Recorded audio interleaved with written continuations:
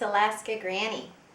I wanted to share with you the book Corduroy by Don Freeman.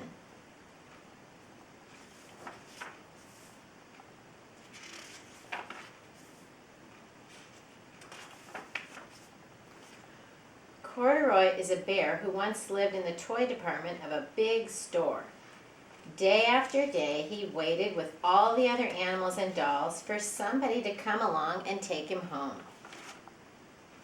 The store was always filled with shoppers buying all sorts of things, but no one ever seemed to want a small bear in green overalls. Then one morning, a little girl stopped and looked straight into Corduroy's bright eyes. "Oh, Mommy," she said, "there's the very bear I've always wanted." "Not today," her mother sighed. "I've spent too much already. Besides, he doesn't look new. He's lost the button to one of his shoulder straps." Corduroy watched them sadly as they walked away. "I didn't know I'd lost a button," he said to himself. "Tonight I'll go and see if I can find it." Late that evening, when all the shoppers had gone and the doors were shut and locked, Corduroy climbed carefully down from his shelf and began searching everywhere on the floor for his lost button. Suddenly, he felt the floor moving under him. Quite by accident, he had stepped onto an escalator and up he went. Could this be a mountain, he wondered? I've always wanted to climb a mountain. He stepped off the escalator as it reached the next floor, and there, before his eyes, was a most amazing sight. Tables and chairs and lamps and sofas and rows of beds. "This must be a palace," Corduroy gasped. "I guess I've always wanted to live in a palace." He wandered around admiring the furniture. "This must be a bed," he said. "I've always wanted to sleep in a bed." And up he crawled onto a large, thick mattress. All at once he saw something small and round. "Why, here's my button," he cried, and he tried to pick it up. But like all the other buttons on the mattress, it was tied down tight.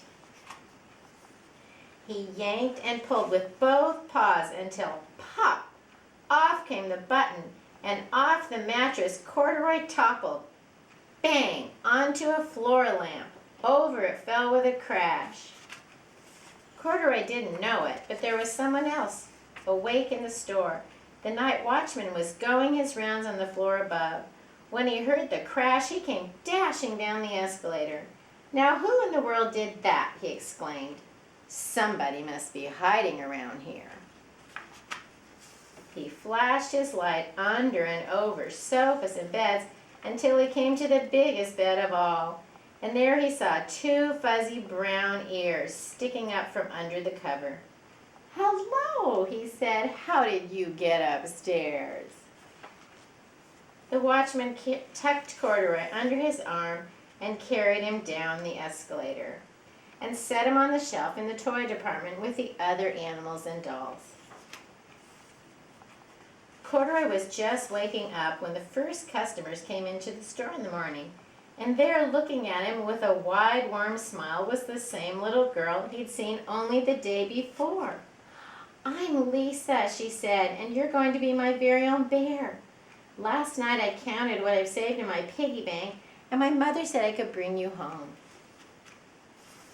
"Shall I put him in a box for you?" the saleslady asked. "Oh, no, thank you," Lisa answered, and she carried Corduroy home in her arms. She ran all the way up 4 flights of stairs into her family's apartment and straight into her own room. Corduroy blinked. There was a chair and a chest of drawers, and alongside a girl-sized bed stood a little bed just the right size for him. The room was small, nothing like the enormous palace in the department store. "This must be home," he said. "I know I've always wanted a home." Lisa sat down with Corduroy in her lap and began to sew a button on his overalls. "I like the way you are," she said, "but you'll be more comfortable with your shoulder strap fastened."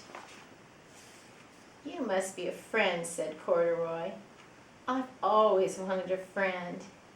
Me too, said Lisa, and gave him a big hug. Corduroy